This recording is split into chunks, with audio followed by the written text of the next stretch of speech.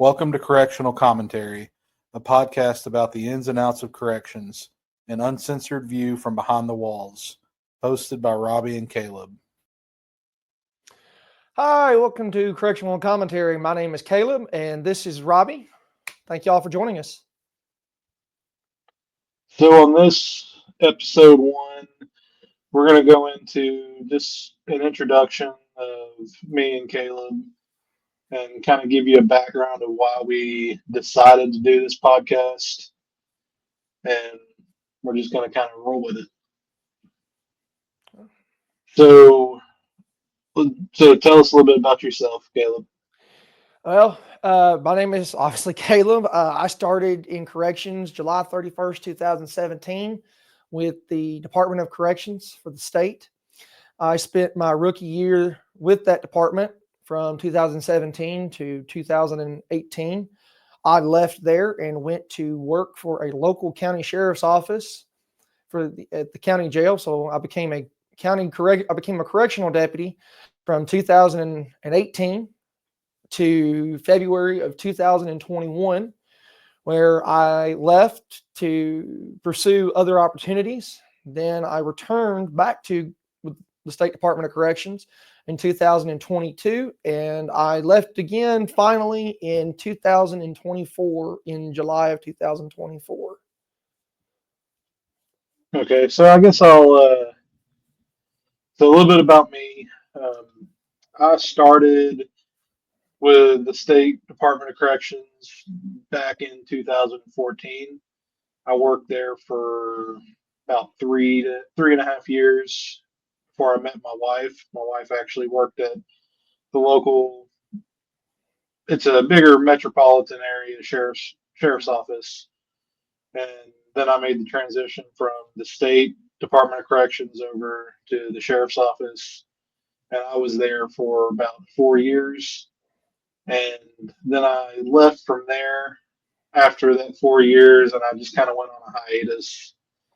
Needed a break from the politics and just the general hecticness of this career. And Oh yeah, what ultimately drove me away from the sheriff's office was just the politics in it. It's so much worse in the state. And then moving forward, I came back to the Department of Corrections in 2022. And it was the best decision that I made. I've done a lot of advancement in my career very fast, where I have had some tremendous opportunities that we'll discuss in the future. Now, Caleb, you mentioned that you took a hiatus. What was the reason that you left? And it was kind of similar to what you said. You tired of the politics. I can definitely say that at the county level, the politics are much worse. Now, for our listeners, I was at a much smaller county jail than what Robbie was at. I was not in what I would consider a metropolitan area. And I feel like that even especially in the smaller jurisdictions, the politics are 1,000 times worse than the bigger jurisdictions. So I left there because I was tired of it, and it was unfortunate because I loved my job. I even loved my coworkers, but I was getting fed up with watching the politics run this career field, this craft, so to speak, that I very much fell in love with and destroy it. I left and took a temporary contract with the federal government. And ultimately what drove me out finally this past time was, again, it was the politics. It was the job itself, seeing a lot of changes for the worse. And no matter how hard I tried to make the system better and do what I could, it was taking a toll on my family. My wife and I in particular, our marriage kind of went on the rocks there for a little while, even more so. To quote my wife, I was losing my humanity because of what I was having to deal with on a daily basis. And I got blessed with an opportunity, a once in a lifetime opportunity that I just could not pass up with the federal government. So Yeah. I had to say goodbye to my love of corrections. I still love corrections. I mean, I spent 5.5 years of my entire adult life in total of that. I mean, I was a supervisor. I led men and women alike. I trained people in this line of work. I loved it. And it was sad to see the cancer that is politics take it over. Yeah, that's something that I really had to grasp. And it's sad if you want to move up in this career field, you really have to be at least a part-time politician. Yep, I agree 1,000%. And that's something that I've gotten better at as I've gotten older. And it's part of the reason I'm, leading my own team now. And see, And that's what always has separated you and I, Robbie, over our friendship is you are better at playing that game. I am not. I am much more of a straight shooter, not really giving a flying fuck about your feelings. Because I feel like if I'm not, I'm lying and I'm not being true to myself and being honest, and I am yeah, not a deceitful person. I don't care about your feelings. A little funny sub story in that, and kind of goes with the politics. When I worked at my local county sheriff's office in the jail, I told the assistant jail administrator, the captain, to go fuck himself because one of the sergeants was playing a joke and falsely told that captain that I had said that, and I had overheard it. And I stepped in the captain's office and looked at him and say, "Captain, I didn't say those words, but I will now. Go fuck yourself." And I walked away.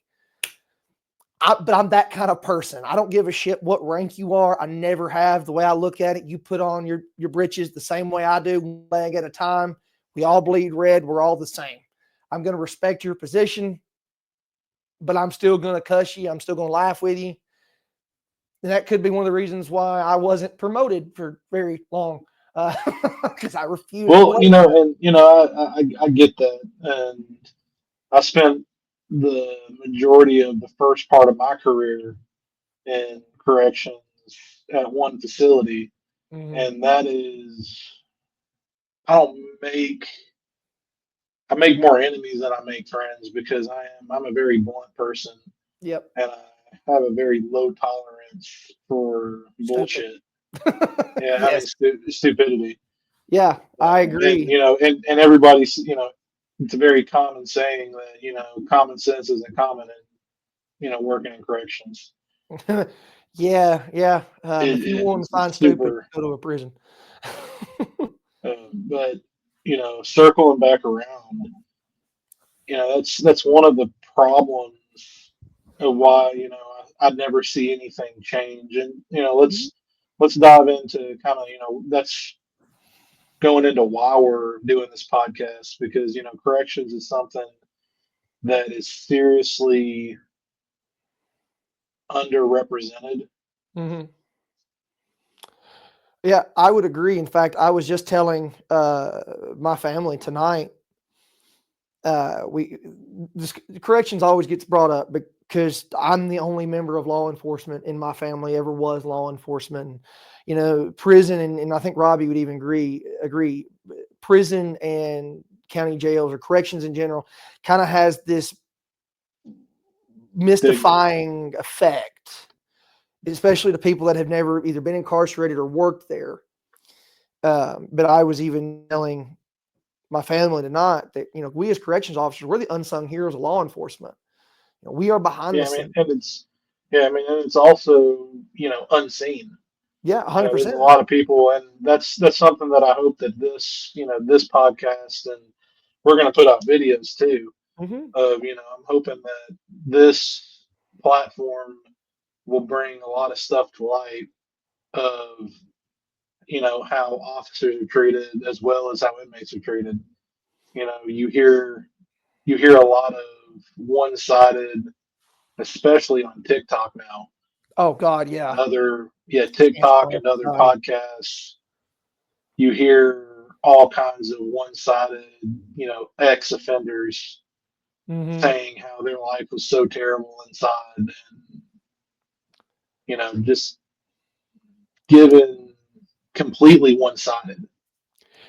Yeah. They don't want to take they don't want to take responsibility for their actions, and then it's easy to push blame off on somebody that the public doesn't know anything about. Well, and but I will say this about that. And you and I have both seen over our careers the different kinds of officers, different kind of people that wear that badge. I'm not saying this is 100% true 100% of the time, but at times when inmates make these claims that, oh, they did this to me or they abused me, whatever, sometimes there is genuinely some merit to their claim. More Oh, times than not, absolutely. there's not. But I know Robbie and I have met how many officers you think that had that quote unquote badgitude, as they say in our academy, that Oh, think they're absolutely. God because of the badge. So that is something I will Well, say. And the and problem is there's go ahead. Sorry. oh, you're good. There's those people that I was just going to touch. There's the people that go into this line of work for the wrong reason. Oh, 100%. 100%. I can probably name about 15 right now easily that I know. Some of them are no longer in that field, thankfully. But some of them still are. And some of them have rank. And it's unfortunate. Yeah. And it's crazy how those people that don't really need to be there are able to promote up just because they're good politicians. Yeah. And just because they can gel right with certain people. Yeah. And I it's heard, sad. I'll never forget, I heard in my rookie year, because again, I bright eyed and bushy tailed, thought I was going to change the world, thought I was going to save it. And I'll never forget, I had one old head of an officer. He probably had 20 years in at least at that time, back in 2017. I'll never forget, because we just had a round of promotions, and some of those people I knew, and I thought, dadgum, they're not the best people. They shouldn't be ranked. And I had this guy, I was talking to him about it. I'll never forget. He looked at me and he said, "Man, if you want to get promoted, there is one of two ways to do it. One, be a total fuck up around inmates.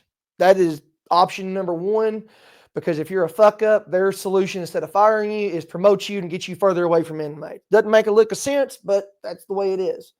Number two, go to the store and buy good knee pads and be ready to get underneath the desk and get ready to flatten out a spot on your head because you're going to need it."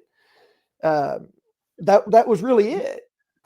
Yeah, I mean, I agree to some extent, but me as somebody that I guess this kind of goes into our background. I went from an officer to a sergeant in the matter of 6 months, Yeah, and that is and true. I went, I started at probably in the past, I would say in the past 2 years, I've worked at 4 different facilities. Mm-hmm. And that gave me the tremendous opportunity to run a brand new division with the department. Yeah. And every one of my, and this just goes to, to show of the politicians that every one of my promotions, I was promoted to a different facility or a different team. Yeah. So I think that there's a really good benefit of bouncing around facilities and volunteering to go to different facilities if you get a chance, And because see, it really teaches you how to adapt. yeah, and I'll even further that with going back to my comment about badgitude. How many inmates, when we worked at the same facility together, did you have tell you, this ain't a real prison, man? I want to get off. I want to go to a real prison. These COs that are talking to me like this around here, they wouldn't make it at a real prison. And sometimes those inmates were right, because I would witness it and like, dude, you need to go work somewhere else and talk to inmates that way. You'll get your head bashed. Yeah, I mean, especially with the state that I'm in. Hmm. You got some prisons they vary drastically. Oh, I worked at a women's facility, which was a very very toned down, a little more laid back. I mean, but I've worked at maximum security. I've worked on death row. I've worked in gen pop. I've worked classification, all the way down to county. yeah. But in the real prison, there's a lot of merit there. Oh, Whenever yeah. those inmates want to say, "Oh, this isn't a real prison," there's a lot of merit, and I think there's more merit than a lot of officers will give credit Hmm. to, just True. because you don't know what you don't know. Right. And I can tell you what kind of was my exposure to a real prison, so to speak, again, was the time I was at the sheriff's office.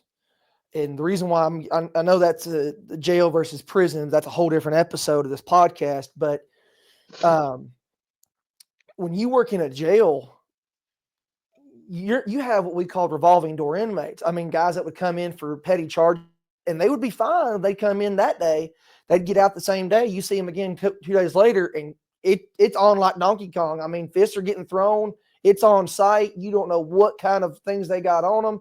They're on varying substances. And that was my exposure, and it was because I'm very thankful for my time at the sheriff's office, because it really taught me to use this it more than No, anything. for sure. Yeah, my mouth. Sorry, I forgot. This is an audio thing. My listeners, I was putting in my mouth, and in corrections, and I think Robbie would even agree.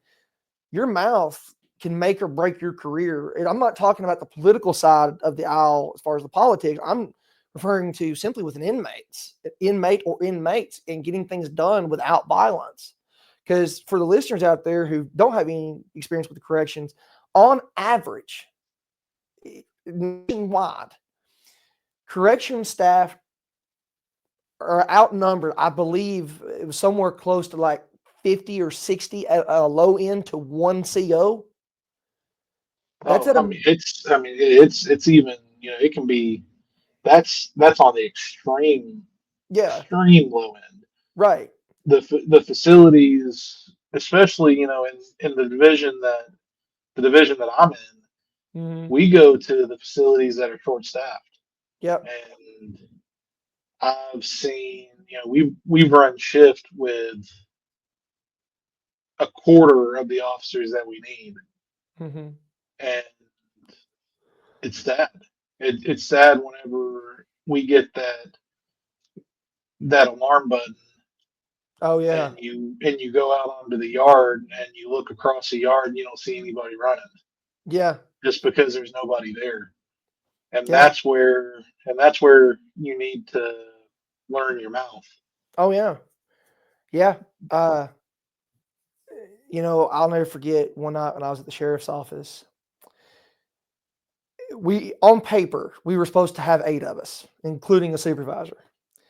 Well, I was the second in command of the shift, and I was running the shift, so that means we automatically started out with 7. I believe we had 3 people call out, so that left us with 4 automatically.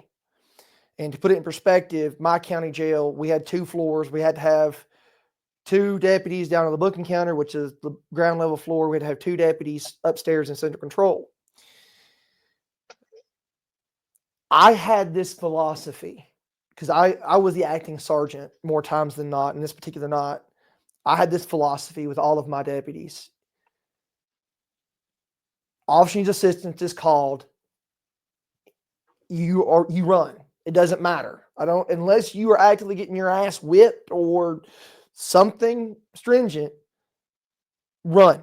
Get to them. Does not matter. Get a body part on. Get a hold of a body part.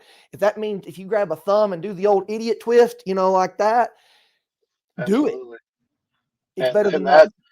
that and that that's corrections 101. Oh yeah. And we with just among officers, it's known if you don't respond to an officer who needs assistance, well, we meet in the parking lot. Oh yeah. It doesn't matter. And You meet a local gas station right up the road. So, no, and that's if you're patient enough. yeah. Yeah. So I think ultimately, that's what we want to do with this podcast is we want to bring to light what you can expect 100%. as whether it's a new officer, whether it's a returning officer, if you didn't have a whole lot of experience, we want to, so you would call break the stigma of people, not thinking that we're law enforcement, not thinking we're first responders, because I've given CPR on more people than I would like to, more people than I would ever like to do. Yeah. I've I respond to fires. I mean, if you want to grow up to be a firefighter, policeman, EMT, Yeah. go be a correctional officer. You'll be all of them. You say that I was getting ready to make that same joke that when I was a kid, I wanted to be a EMT, firefighter, police officer. So I became a corrections officer. Oh, and I also wanted to be a therapist. So that way I became a corrections officer so I can be all of it at the same time. So, because that's what we are, guys that are listening. On paper, it says, we're supposed to maintain it. The job description is vague compared to what we're actually saying. The job description is very much basically maintain a safe and secure facility. How? Provide effective community supervision. Yes. I mean, I've had inmates come to me and need me to be their therapist. I'm like, God, you realize I'm not a licensed therapist? Man, I just need somebody to talk to. Please, will you talk to me? Okay. Yeah, I'll talk to you. I've ran and saying, and this has all happened in one shift. I've been talking a guy off a ledge to fighting in a knockdown drag out within 3 hours with a different set of guys, all within 3 hours of each other. And I feel like that's what makes corrections so unique. But it's so crazy that it is such a unique career field that it still stays behind the scenes. And it's kind of one thing that has always baffled me about being in corrections. I said, go ahead. And a lot of people don't know, especially if you don't have anybody in your family that works in corrections. It's the only thing you ever see is the locked up, over dramatized. Oh, good God, yeah. 30 days in. Yeah. Yeah. That's all you see and that's all you know. And that's just not the reality of our day-to-day lives.